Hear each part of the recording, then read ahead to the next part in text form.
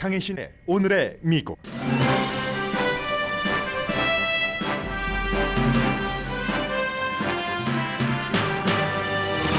미국의 대통령 승계 서열 2위인 낸시 펠로시 하원 의장 남편이 집에 침입한 괴한으로부터 폭행당한 뒤 입원했습니다. 정치인에 대한 직접 간접 위협이 점점 강해집니다. 북한이 2주일 만에 탄도미사일을 발사했습니다.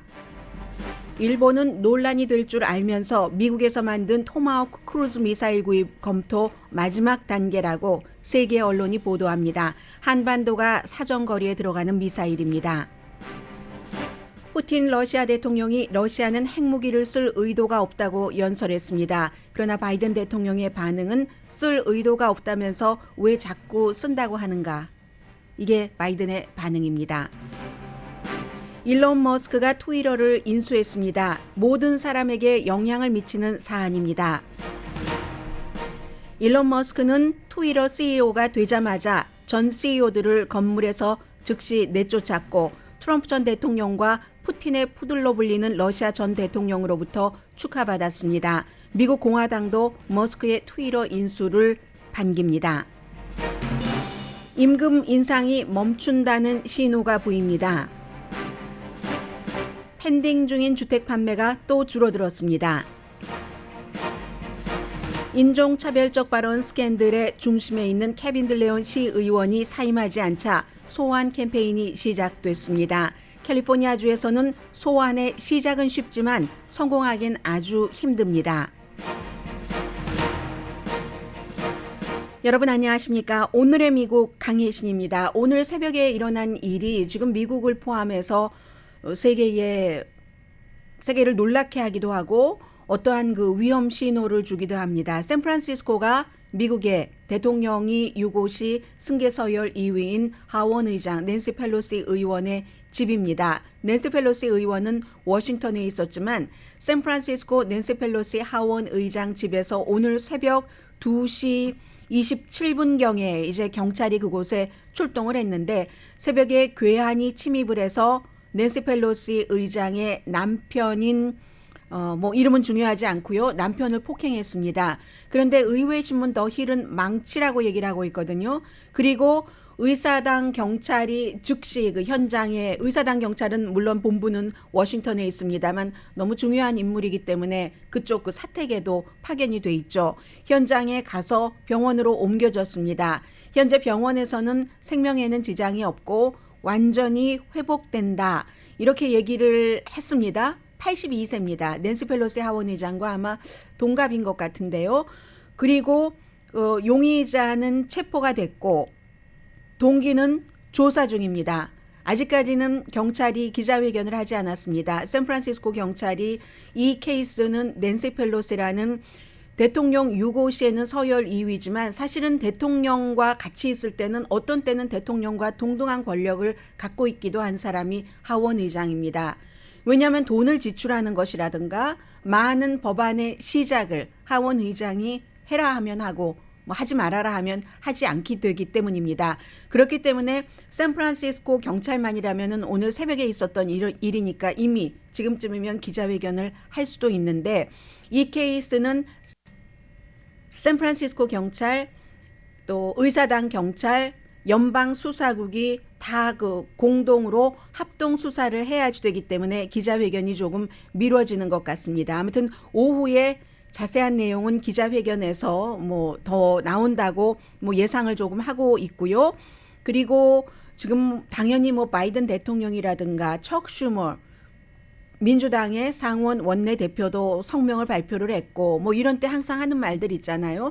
안전하다니 다행이다. 완전한 회복을 위해서 기도하겠다 하는데 미국에서 지난 그 몇 년 동안 에이션에 대해서는 언어적인 폭력, 신체적인 폭력이 많았고 정치권에서도 에이션에 대한 그런 폭력은 한인을 포함해서 팬데믹 이후에 무슨 중국 바이러스, 우한 바이러스 이런 것 때문에 증가했는데 의사당의 의원들에 대한 그런 그 직접적이고 또 간접적인 폭력도 많이 늘어났습니다. 정치가 그만큼 극단화됐기 때문에 상대에서 지금 이제 아직 그 사건의 동기를 알 수는 없습니다만 시점이 그렇다는 겁니다.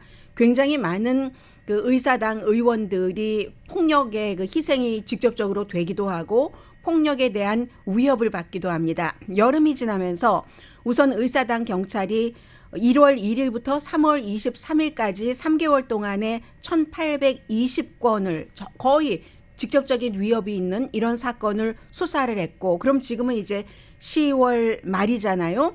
실제적으로 뭐 여러 의원들이 그 뭐 워싱턴이라든가 뉴욕이라든가 이런 곳에 있는 정치인들이 권총 무장한 사람으로부터 위협을 당해서 그 용의자가 체포되기도 했고, 워싱턴주의 프라밀라 자야팔 그 하원 의원, 그 시애틀이 지역구인 그 의원의 경우도 그랬고, 민주당입니다. 그리고 또 공화당인 그 리젠 딜 이번에도 선거 캠페인을 하고 있는데 선거 캠페인 도중에 공격을 받기도 했습니다.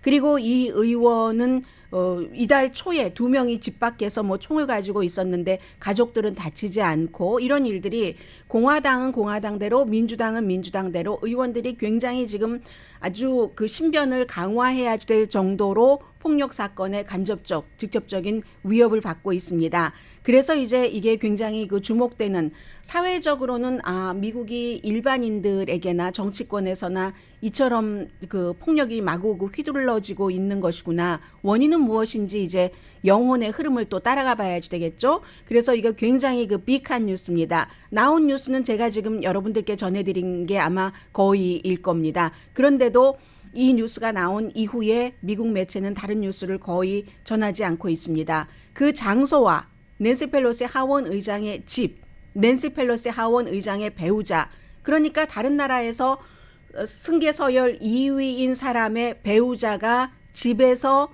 망치로 공격을 당했다. 뭐 더 힐의 보도에 따르면 그렇게 생각하시면 얼마나 심각한 일인가 하는 것을 알 수가 있습니다. 그리고 지금부터는 몇 가지 한국과 일본과 러시아 그리고 미국이 같이 연결이 되는 핵 문제에 대해서 좀 말씀을 드리겠습니다. 북한이 2주일 만에 다시 단거리 탄도미사일 2발을 발사했습니다. 한국이 그 연례 훈련, 호국이라는 이름이 붙여진 12일 동안의 군사훈련, 미국도 같이 참여를 했고요. 그게 이제 끝나는 마지막 날에 그 동해로 그 쏜 것인데, 그 통천 지역에서 140마일을 갔으니까 단거리죠. 그리고 최고 고도가 15마일이니까 굉장히 요격하기 위험한 그런 단거리 미사일인 겁니다. 당연히 한국에서는 UN 안전보장이사회 결의안 위반이고 중대한 도발이라고 비난을 했고, 일본과 미국과 직접적으로 즉시 논의를 했습니다.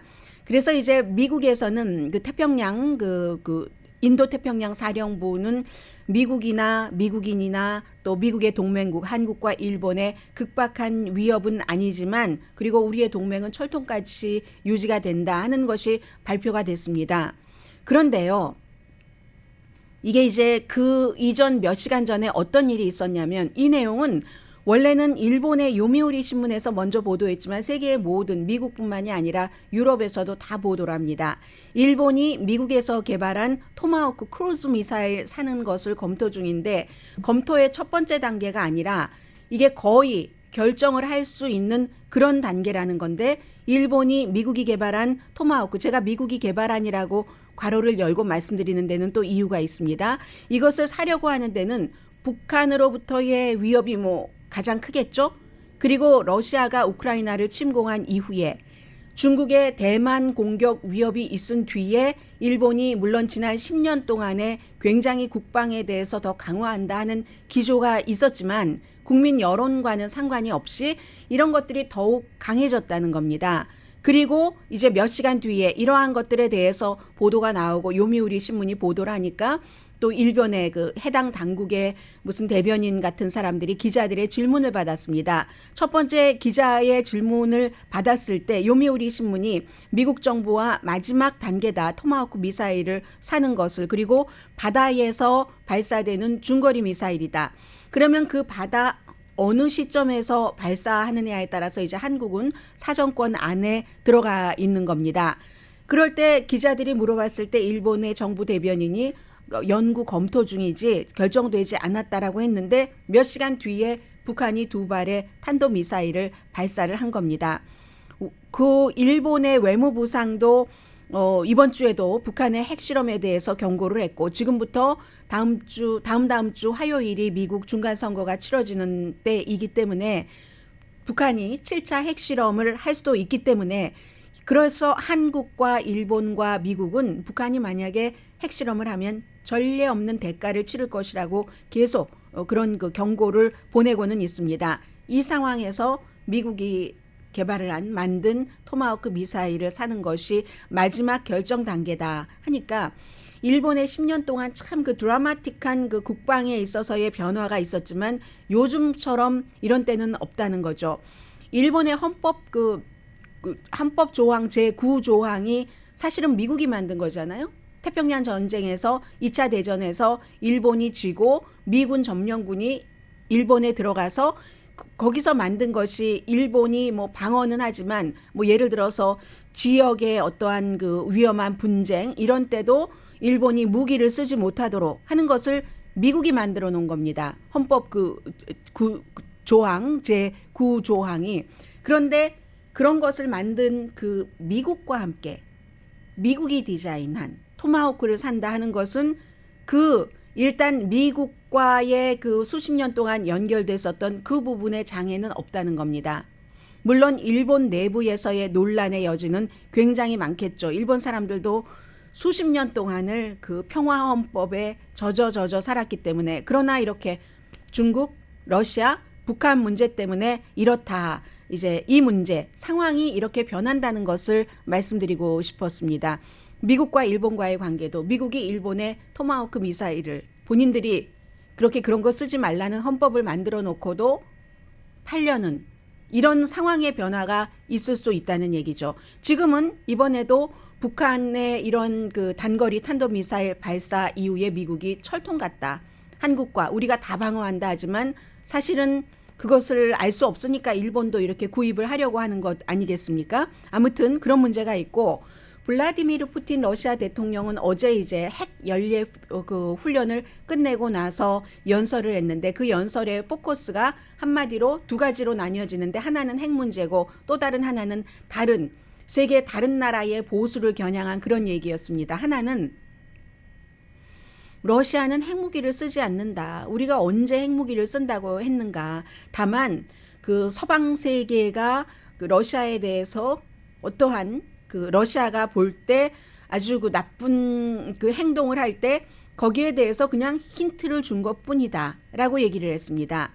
그러자 바이든 대통령은 아니 쓰지 않는다면서 왜 그렇게 핵무기 쓴다는 말을 자주 하지? 전술핵 사용 능력에 대해서 왜 자꾸 말하는가? 최근에 굉장히 많이 말했고요. 우크라이나 너리밤 그 이슈와 관련해서도 그리고 우크라이나를 침공한 2월 24일부터 수없이 블라디미르 푸틴 러시아 대통령은 핵을 쓸 수도 있다는 것을 얘기를 해왔습니다. 이제 와서 내가 언제 그랬느냐라고 얘기를 합니다. 그러니까 미국과 많은 전문가들이 핵을 쓰기가 힘들 것을 알고는 있지만 그렇지만 그 가능성을 완전히 제쳐둬서는 안 된다. 릴렉스해서는 안 된다. 이런 얘기를 많이 하고 있고요. 어제도 그런 얘기를 했습니다.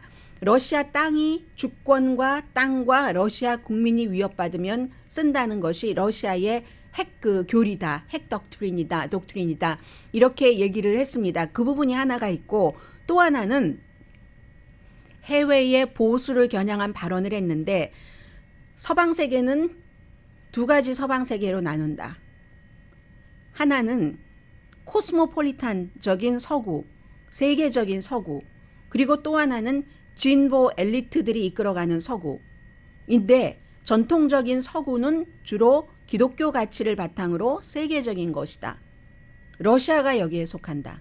그리고 엘리트, 이상한 엘리트의 가치, 그것은 침략적이고 신식민주의적이고 개입하는 것이고 다른 나라에 이런 것이 지금 미국을 포함한 서구의 가치다.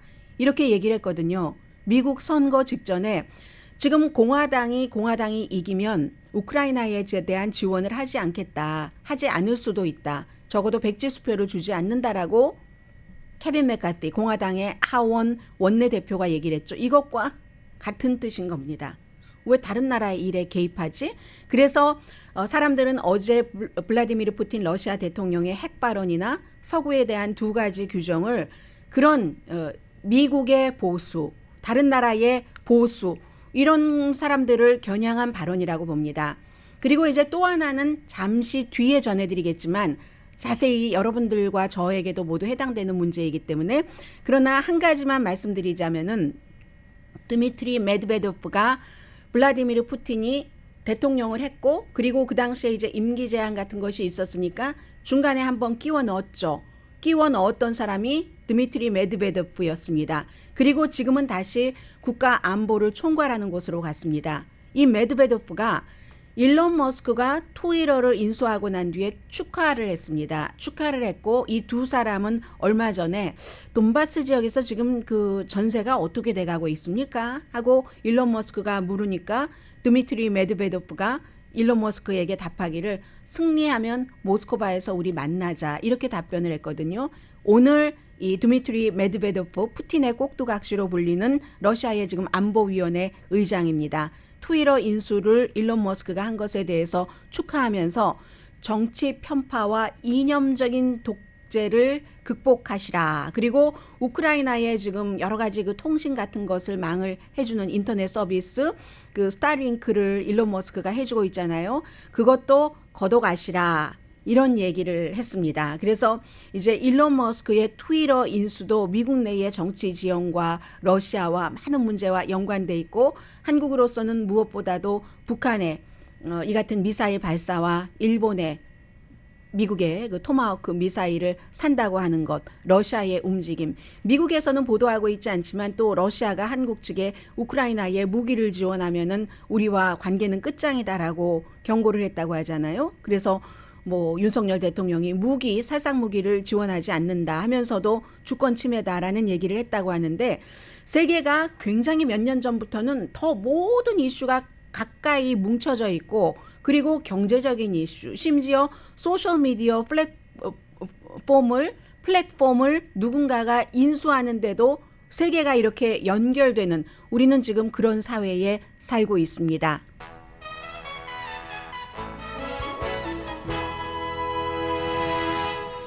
일론 머스크의 트위터 인수가 얼마나 중요한 문제고 얼마나 광범위하게 연결이 돼 있고 많은 사람이 연결돼 있는가. 트럼프 전 대통령이 잘했어 하고 박수 쳤고요. 카니에 이스트도 트위터에서 딱 정지됐다가 벌써 풀렸던데요. 아직 트럼프 전 대통령 거 풀린 것 같진 않고요. 잠시 뒤에 전해드립니다. 라디오 서울 방송 오늘의 미국 듣고 계십니다.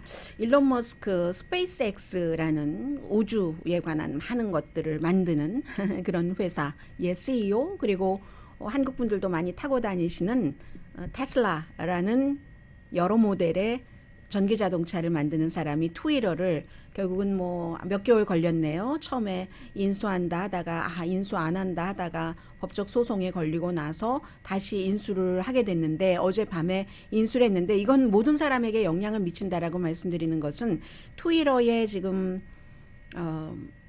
구독자가 어카운트를 갖고 계신 분이 2억 3천만 명이면은 그다지 많은 거는 아니지만 세계의 모든 리더들이 정치가 됐건 아니면 어떠한 이슈에서 그 리더들이 본인의 메시지를 전할 때는 그러니까 담론 같은 것 할 때는 트위터를 이용을 합니다. 한국에서는 정치인들이 페이스북을 많이 쓰잖아요. 트위터를 통해서 하죠.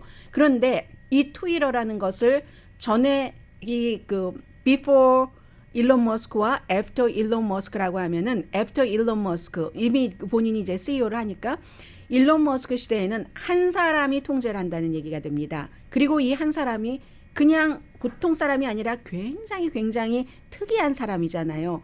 굉장히 특이한 사람이 세계 최고의 부자고 이 사람이 딱 이걸 컨트롤한다는 것에 대해서 지금 이제 일단 뭐 그 카니에 웨스트가 이달 초에 유대계에 대한 여러 가지 발언 때문에 트위터 계정이 중지가 됐는데 그리고 나니까 뭐 대안으로 팔러를 내가 인수할까 하는데 아마 이렇게 되면 인수 안 할 것 같다는 확률이 더 높아질 요소는 하나가 플러스가 됐네요. 왜냐하면 본인이 뭐 트위터를 다시 지금 할 수 있게 됐으니까 그렇게 어떠한 기술적인 면에서는 많은 그 전문가들이 기대를 합니다.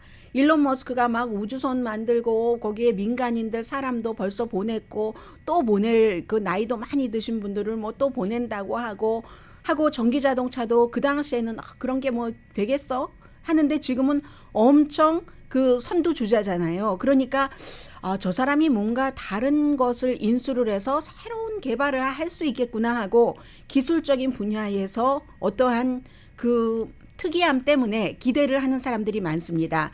그러나 이제 일반 사회에서는 이게 다 표현의 자유고 말로써 망치보다 더 사람을 때릴 수도 있고 하니까 걱정되는 부분들도 있고 하는데 아무튼 440억 달러 딜을 끝냈습니다. 2억 3천만 명이 사용을 하니까 2억 3천만 명이면은 미국 전체 인구의 반이 조금 넘고 한국 인구의 4배가 조금 넘습니다. 이제 주당 54달러 20센트에 샀으니까 지금 트위터 주식 이 정도까지 가지 않는데요. 아무튼 샀어요. 원래 처음에 얘기했을 때 약속이 있었으니까. 이 440억 달러가 어느 정도냐면 캘리포니아주의 1년 예산이 한 3,100억이 조금 안 되더군요. 3,080억 달러 정도? 이 정도 되거든요. 그러니까 뭐 7분의 1 정도 되나요? 440억 달러니까. 계산은 해보세요, 여러분. 캘리포니아주의 그 예산은 3,080억 달러. 트위터는 440억 달러. 캘리포니아주 인구가 뭐 4천만 명 정도 되니까요. 그 정도에 살 수 있는 파워를 가진 사람입니다. 제일 먼저 한 게요. 특히 이제 4명을 해고를 했습니다. 4명 해고한 사람 가운데 최고 경영자들, 뭐 재정 담당, 특히 법 정책, 또 무슨 뭐 이 소셜 미디어 내용을 적는 거기 때문에 무슨 신뢰 뭐 이런 뭐 그런 것도 붙어요. 이 법 정책 전문 그 담당자에게 그런 사람들 다 해고를 시켜버려서 실제로 그 최고의 그 경영자 그 아그라왈 같은 간부는 그 마지막 딜이 일어날 때 본사 건물에 있었는데 딜 딱 끝나자마자 에스코트 당해서 쫓겨났다고 하잖아요. 이런 사람입니다. 왜 샀는가? 본인의 말을 빌자면 문명의 미래는 디지털 타운, 디지털 스퀘어에 있다. 이 디지털, 이 온라인 여기서 모든 것들이 된다. 폭력 없이 건전한 매너로 다양한 신념의 토론의 장이 되는 것을 나는 원한다. 쉽지 않다고 생각을 한다. 돈 벌려고 하는 것은 아니다. 사업가인데 이 말 다 믿어도 되는지 모르겠어요. 내가 사랑하는 인류를 돕기 위해서 내가 이걸 인수하는 것이다. 일론 머스크의 얘기입니다. 그래서 뭐를 하겠다는 건가? 표현의 자유를 보장하겠다는 겁니다.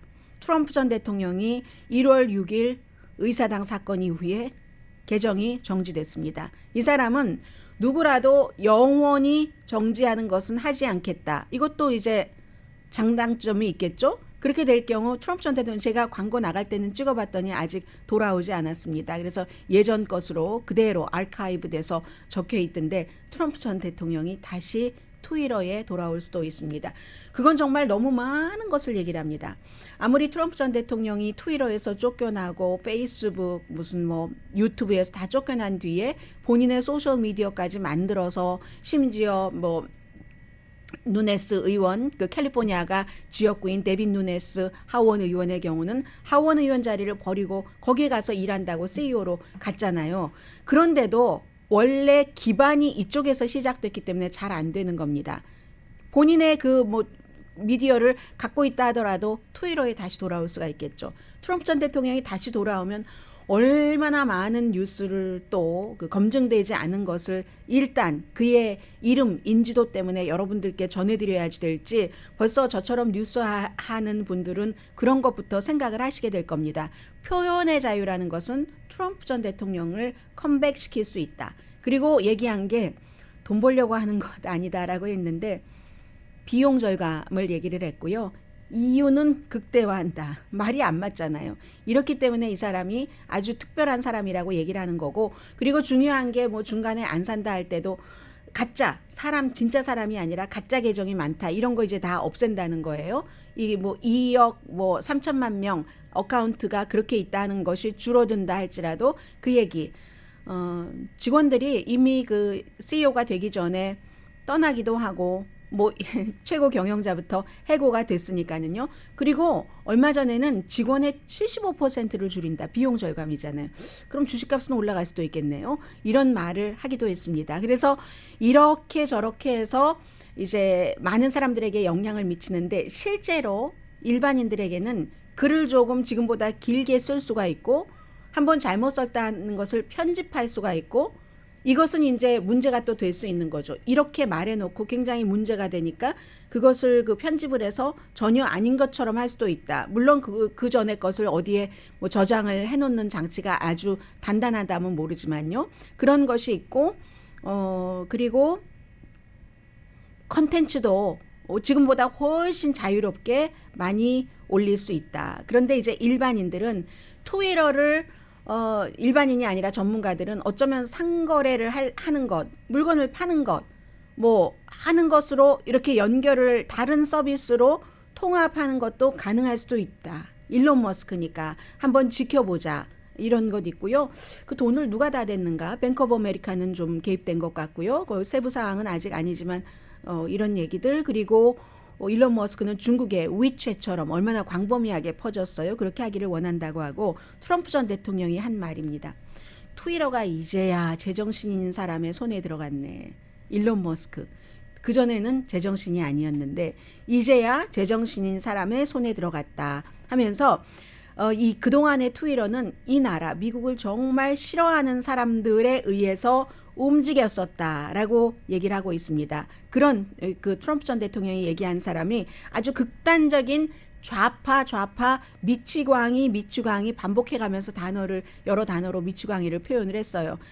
그랬다. 뭐 이렇게 얘기를 했고요. 아무튼 트럼프를 쫓아낸 사람이 그것을 결정한 사람이 누구냐면은 비자야 가데라고 그 여성 법정책 그 책임자 트위터에 이 사람 그냥 그 일론 머스크가 인수하자마자 쫓겨내 버렸잖아요.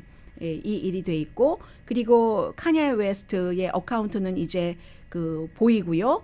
공화당이 굉장히 좋아합니다. 공화당의 당장 그 마조리 테일러 그린 조지아가 지역구인 의원 이 의원 뭐 총이라던가 아니면 여러 가지 음모론이라든가 완전히 사실과 다른 그런 주장을 트위터에 많이 올려서 그동안 이제 본인의 어피셜한 트위터가 있고 그냥 마조리 테일러 그린이라는 한 사람으로서의 트위터가 있는데 자주 뭐 정지당하고 했었잖아요. 야, 표현의 자유가 보장되겠다. 지금 공화당 쪽에서 굉장히 좋아하고 있습니다. 네, 잠시 뒤에 경제와 캘리포니아주 얘기 전해드립니다. 라디오 서울 방송 오늘의 미국 듣고 계십니다. 잠시 전에 여러분들 그 교육 요즘은 전부 장소에 모여서 하는 게 아니라 온라인으로 하잖아요. 그 세미나에 대해서 들으셨을 텐데 제가 다시 한번 말씀을 드리겠습니다. 저희 라디오 서울 방송이 몇 개월 전에도 한번 했었고 굉장히 인기가 있었거든요. 그런데 정확한 시간 같은 거 웨비나 10월 29일 내일 토요일이고요. 아침 10시부터 글쎄요, 시간 자체는 하다 보면은 약간 그 유동성은 있을 수도 있겠죠. 그래서 여러분들께서 꼭 아셔야지 될 것은 아침 10시부터 12시까지로 예정이 돼 있고요.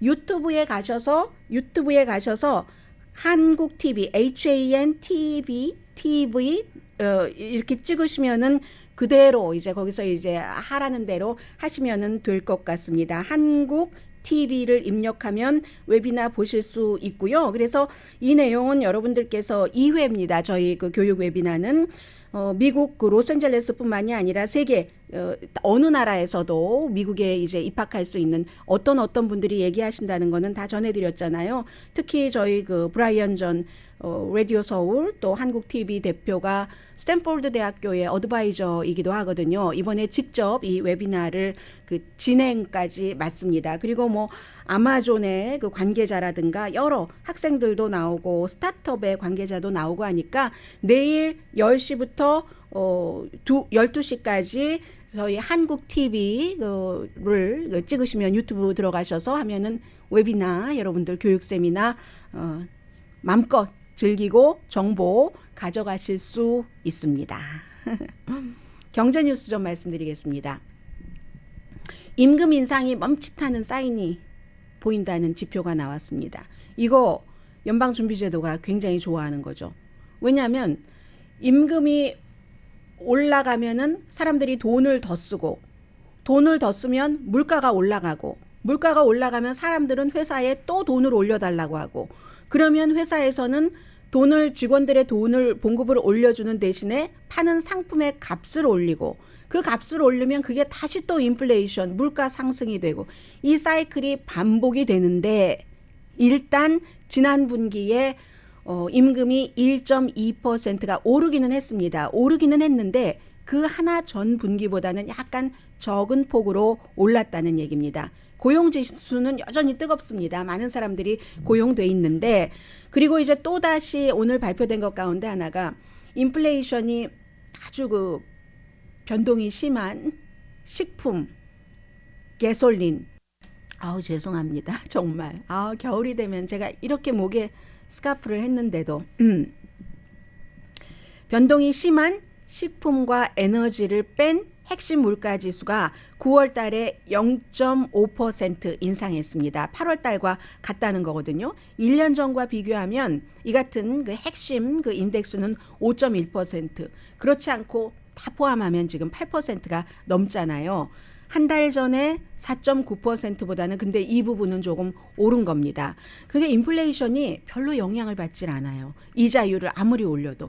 이자율을 올려서 이게 사람들이 조금 덜 써서 물가 상승이 조금 잠잠하게 잡히는 이 분야에 유일하게 확실한 분야는 주택밖에 없습니다. 지금 나머지는 아직까지 고용이 괜찮고 하니까 계속 쓰는 거예요. 돈이 있으니까. 그렇기 때문에 오늘 발표된 임금이 조금 오르긴 했지만 바로 전 분기에 오른 것보다는 덜 올랐다 하는 것을 연준이 좋아한다는 얘기를 말씀을 드리고 있습니다.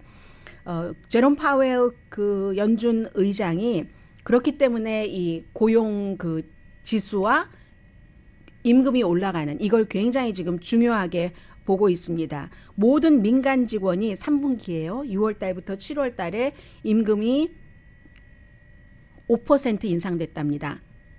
6월 달에 그 전분기에 5.1%보다는 조금 줄어든 거잖아요. 지금 임금 자체가.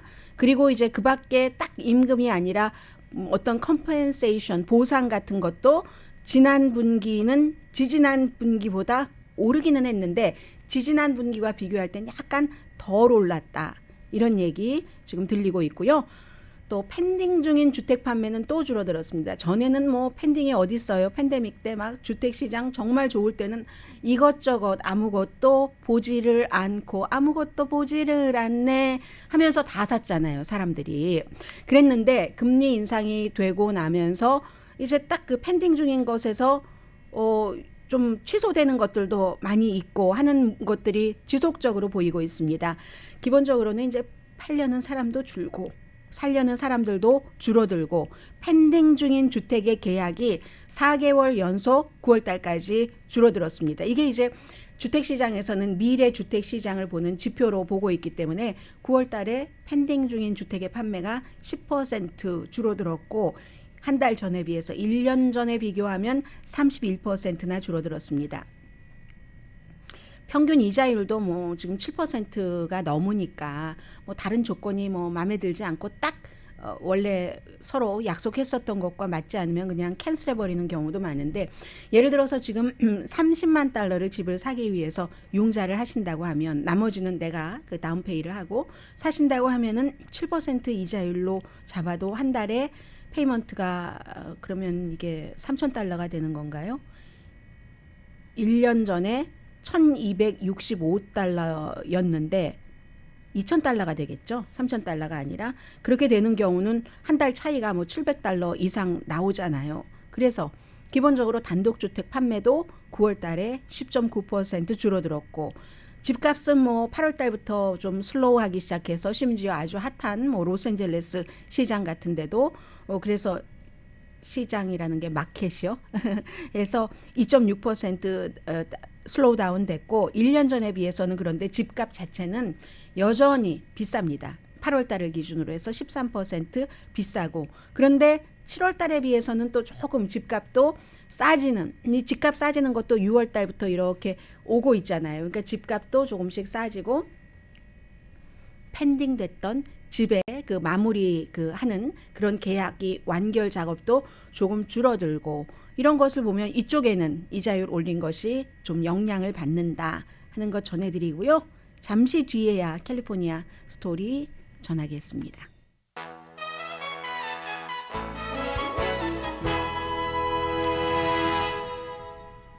라디오 서울 방송 오늘의 미국 듣고 계십니다. 광고 듣다 보니까 지금 확실히 어제 다르고 오늘 다른데요. 오늘부터는 거의 모든 섹션에 선거와 관련된 그런 광고가 들어가 있습니다. 예를 들어서 뭐 미치 오프레일 그 시의원의 광고도 있고, 투표하십시오 하는 광고도 있었고, 그리고 프로포지션 1에 대한 광고도 잠시 뒤에 마지막에 여러분들 듣게 되시거든요.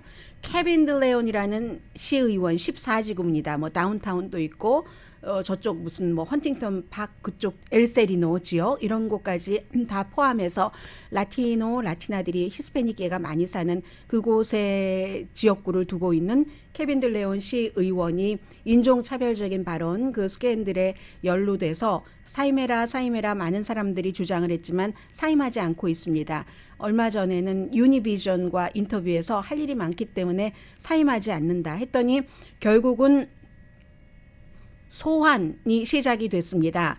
그래서 이 로스앤젤레스의 시의회의 그 조례에 따르면 시의원을 소환하려면은 그 지역구의 주민 적어도 5명의 서명을 받아야지 되고, 그리고 그 접수를 시켜야지 되는데 어제 접수를 했습니다. 누군가가.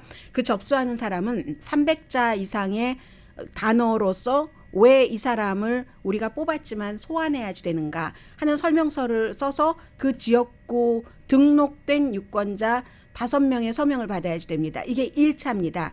여기까지는 끝났습니다. 끝났는데 케빈 들레오는 할 일이 많다고 하고, 그리고 그 지역구의 유권자도 지금 뭐 로스앤젤레스 타임즈라든가 많은 사람들은 아니 그 누리 마티네스 시의장도 사임을 했고, 그 시의장이 다른 무슨 시의원의 아들에게 원숭이 같다고 하는 등 아프리칸 아메리칸을 비하하는 발언을 많이 할 때 옆에서 거들기도 하지 않았는가. 그 백인 그 아버지가 시의원이 그 마이크 본인 시의원이 입양한 그 아프리칸 아메리칸 3살짜리 아들을 무슨 비싼 핸드백 들고 다니는 것처럼 들고 다닌다는 등 이런 식으로. 그런데 왜 사임하지 않느냐 할 때 이 사람은 내가 할 일이 너무 많아서 그렇다라고 했고, 실제로 이 지역구의 주민들의 그 지지도 굉장히 많은 것 같다. 이게 이제 LA 타임즈의 취재 그 보도거든요. 그러면 일단 서류 접수는 했습니다. 그러면 그 다음은 어떻게 되는가 하면은 서류 접수하는 데까지는 미국은 아주 쉬워요. 대학교 들어가는 데 쉽고 나올 때 완성할 때 어려운 것과 똑같은데, 대부분의 경우는 정치인들 그 소환 운동을 하고 나면은 실패를 하죠. 게빈 뉴섬 캘리포니아 주지사에 대해서도 어떤 때는 막 큰 돈 많은 그런 개인이나 어떤 그룹이 들어가서 그 소환을 하려고 시도를 하지만 번번이 실패를 하잖아요. 시정부 단위에서도 마찬가지입니다. 그래서 여러 단계를 거쳐서 결국은 전체 등록된 유권자의 15%의 서명을 받아야지 됩니다. 그러면 이 14지구에 등록된 유권자의 15%면 2만 1,000명이거든요. 2만 1,000명인데 서명을 받으면 항상 우리가 그런 일이 있잖아요. 그 서명이 이래서 잘못됐다 저래서 잘못됐다, 서명한 사람이 본인이라도 뭐 우리가 선거 투표할 때 서명한 것과 일치하지 않는다던가 여러 가지 이유로 거부당하죠. 안전하게 하려면 전체 받은 뭐 2만 1,000명을 받았다고 하면 그 가운데서 5분의 1, 20%는 이게 그 서명이 확인되지 않는다, 거부당한다, 이 정도로 생각을 하고 받아야 되거든요. 그러면 2만 5천 명의 서명을 받아야지 됩니다. 케빈 들레온 시의원을 내쫓는 그런 그 소환 선거에서 성공을 하려면. 그런데 지역마다 다 다르잖아요. 케빈 들레온의 지역은 어떤 지역이냐면 다운타운을 포함하고 있기 때문에 오피스가 많고 아파트먼트가 많고 아파트먼트에 들어가서 일일이 다 뭐 문을 두드리고 서명을 받고 하기가 쉽지 않은 그런 그 지역구입니다. 그래서 이게 꼭 이 의원의 경우뿐만이 아니라 최근에 이렇게 그 다른 동료 시의원들로부터 차별적인 발언을 당했던 마이크 보닌 시의원에 관한 소환도 있었어요. 시작됐지만 실패했죠. 우리가 알고 있기를 에릭 가셀이 LA 시장에 관한 소환도 있었지만 실패했고, 그리고 제일 유명한 것은 조지 게이콘 이 검사에 대한 소환도 실패했잖아요. 그런데도 왜 하느냐? 정치인으로서 그의 어떤 그 명성이라고 할까요? 너무 떠올랐던 사람이니까. 캘리포니아주에서 1800년부터 지금까지 캘리포니아 주 의회에서 이 사람 뭐 상원의원, 상원의장까지 한 사람이니까 최초의 라티노로 시작을 해서 로스앤젤레스 쪽으로 온 사람이잖아요. 결국은 정치적으로 해를 줄 수는 있지만 리콜에 성공하기는 힘들다 하는 겁니다. 네, 여러분들 문단속 잘 하시기 바랍니다. 낸시 펠로시 하원 의장도 집 뒤쪽을 통해서 남자가 망치를 들고, 해머라고 하니까 어떤 종류의 망치인지 모르겠어요. 망치를 들고 들어가서 펠로시 하원 의장의 남편 머리, 몸에 외상을 입혔고, 그리고 그 밖에 뭐 멍도 들고 붓기도 아주 심하다고 하거든요. 강희신이었습니다.